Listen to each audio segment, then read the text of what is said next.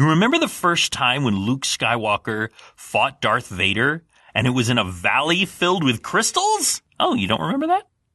Well, you're about to. What is thy bidding, my master? There is great disturbance in the Force. The Vox Box Star Wars Podcast. Your source for Star Wars comics, news, and more. And now your host, Michael Corley. Welcome back to Vox Box Star Wars Comic Book Podcast. This is the 37th episode, and we are covering Star Wars number 37. It is titled In Mortal Kombat. We see Sister Domina, secretly the sister of the Tog family, and she is in collusion with Darth Vader to destroy Luke Skywalker. She blames Luke Skywalker for the death of her two brothers. What she does not know is that Darth Vader actually had both of her brothers in suspended animation. She is telling them to meet below in the Crystal Valley where their duel can begin. Darth Vader goes first, and then she says, "Your turn, Rebel." Luke is saying that with all the fancy manipulating you and Vader put me through to bring this about, a little honest fighting will be a pleasure. He is pointing out that he is very well aware that she is part of these shenanigans. R2-D2 wants to come with him, and he says no. Not this time. He heads down into the Crystal Valley. It is, unsurprisingly, filled with crystals. Crystals that grow out of the ground. One of them grows very quickly at Luke's feet, and only his Force-like reflexes keeps him from dying. They are very, very sharp. The something in the moisture, there's fog all over the ground, causes them to grow rapidly. He must be careful, or they will kill him. And in fact, as they grow, old ones shatter and fall. He has to use his lightsaber to keep from being killed. The valley is so dangerous, he's thinking that neither he nor Darth Vader may live to battle one another. Darth Vader, however, has paused in his descent into the valley, not because he is afraid of the crystals, far from it, but because he sees a familiar spaceship arriving. The Millennium Falcon. On board, we see that Baron Tog, the oldest brother, Silas, has the crew hostage, and he wants them to head down so that he can save his sister. He knows that his sister is mixed up in Darth Vader's plot, and he knows that that is never good for anyone's long-term life expectancy. Princess Leia does not want to land because she knows that she may be putting Luke in danger. However, she has no choice, and so she and Chewie collude to lean on the retros. They smash the Millennium Falcon into the side of a tree. Now, the Millennium Falcon is very tough. This does not destroy it, but it causes Baron Tog to fall off balance. Princess Leia is able to grab his blaster, and Han is able to grab him. Unfortunately, Chewbacca notes that there are two TIE fighters coming in. They have to abandon their containment of Baron Tog and go to the quad lasers, which are able to destroy first one TIE fighter and then another. Han Solo is coming back so that everyone can cheer for him in successfully destroying the TIE fighters. But Leia is pointing out that the only thing that they truly accomplished was letting Baron Tog escape. We cut back to Luke. He is still trying to evade these crystals. R2-D2, it turns out, has followed him.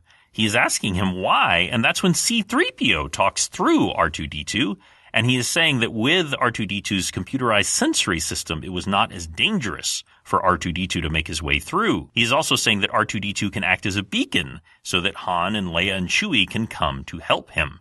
Luke is saying, no, let me fight Darth Vader. Let me take care of this myself. Baron Tog, as he makes his way into the Crystal Valley, has no force powers to help with his reaction times. He is not fast enough. A giant crystal is going to crush him when suddenly it stops. And of course, this is Darth Vader. And Tog is asking, why? You could have killed me at any time on the ship. And Darth Vader says, an unimaginative vengeance, Baron. You've troubled me enough to deserve better. For instance, this fate that's befallen you is actually what your dear little sister has planned for me. This is actually more devastating to him than anything else, because one thing that the Baron wanted more than anything else was that his sister remain pure. But instead, She has been consumed by hatred. She has been consumed by vengeance, and a false vengeance at that. Baron wasn't even killed by Luke Skywalker, and now she is going to be corrupted by it. The Baron is saying, why don't you just finish me and get it over with? And he says, soon, but you will do for me one more task. And that is when Luke Skywalker, as he fends off a crystal flying at him, this isn't from the growing, that was thrown by the Force. He sees Darth Vader. Luke and Darth Vader fight. As Luke presses his advantage, he's realizing something. There's a feeling in Darth Vader. It's fear. He's actually afraid of Luke. Luke is realizing that he can win, but he doesn't understand why. However, his instincts give him just enough time to leap out of the way as a crystal forms between them. However, Darth Vader is not able to move out of the way. Instead, he ruthlessly slashes through the crystal with his lightsaber. Luke is able to leap out of the way of the lightsaber, but he is now beginning to connect with the Force in the middle of the battle. He's able to leap out of the way of Darth Vader's attacks. He's able to press the battle. And as Darth Vader tries to crush him with his boot, he skips out of the way and lands a blow with his lightsaber, not a fatal one, but a devastating one. Darth Vader falls to the ground. And that's when Luke Skywalker hears R2. And he's saying, R2, I've never had a more loyal friend, but you're distracting me now. I need my concentration to finish Vader. And that's when C-3PO talks through R2, telling him that R2 can tell something that his human vision can't. He is afraid that, but he's cut off. Because Luke is now realizing that his mind is being clouded by the Force. Now that he's fighting against it, he can sense what's wrong. But before he can fully grasp what this means, Darth Vader looms over him with his lightsaber high in the air. Luke doesn't have any chance to react any other way but deliver a fatal blow. And that's when he realizes the person that he killed was not Darth Vader. He was Baron Tog. And Luke is asking the real Darth Vader, why? Why did you make me fight the Baron? And Darth Vader says, it's final punishment for any inconvenience your rivalry has caused me. I have tested you now. I know your limitations. And Luke is telling him, well, I can learn, I can change, I can grow. And Darth Vader says, but your only instructor is dead by my hands. He says, come, I'll give you the first blow. But before they can fight, a giant crystal tries to come out from the ground. Darth Vader was tricking Luke to stepping onto it. That's when Luke realizes the only way to win a battle with Darth Vader is not to play it on his terms. He turns and runs out of the Crystal Valley. With the obstacles of the Crystal Valley, he and R2-D2 are able to escape. Sister Domina is looking over the valley, and she is saying there is no way out. They are both doomed. And Han Solo, who is behind her, says, oh, well, someone forgot to tell Vader that, because we see his ship flying off. Domina is asking about her brother.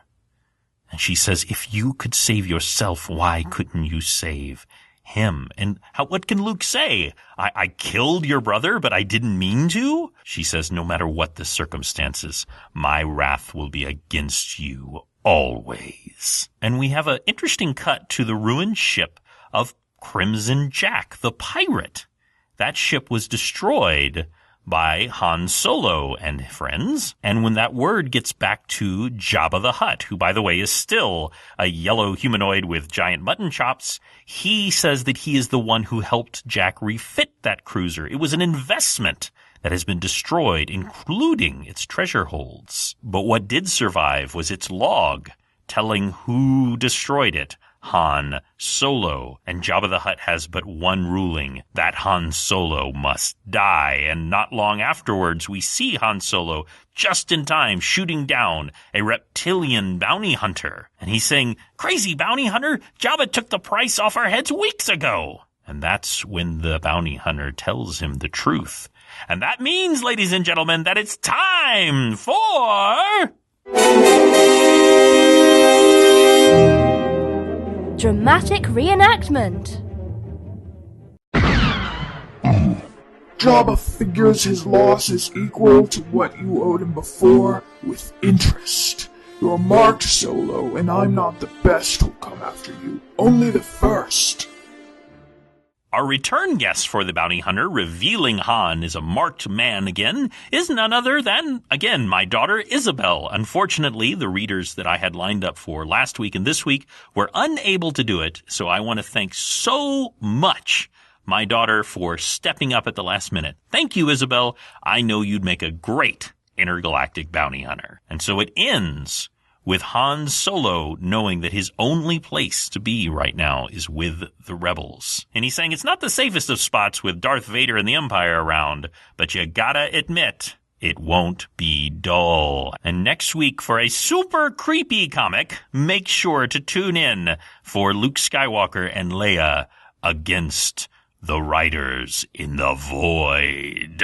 You have a wonderful day, and may the Force be with you. You failed, Your Highness. I am a Jedi, like my father before me. So be it, Jedi. Thank you for listening to the Vox Box Star Wars podcast. Join the Vox Box Facebook page to keep up with the community. Have a great day, and may the Force be with you. You're marked, Solo, and I'm not the best who'll come after you. Only the first. Boom. Got it. Boom. Got it.